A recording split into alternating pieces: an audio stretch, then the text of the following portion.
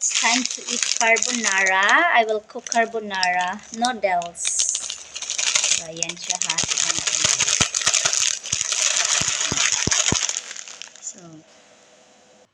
So mag-boil muna tayo ng tubig mainit.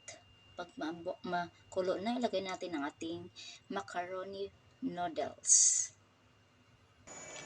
Buksan na natin siya, guys. Ito yung laman niya. Meron siyang sauce. At meron siyang oil. Para sa carbonara natin, guys. Ayan na, guys. Nilagay na natin ang ating noodles. Within 15 minutes, maluto na siya. At ating timplahan. So,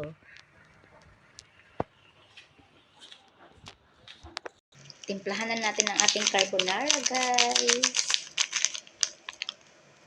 Halu-haluin, halukayin ng todo.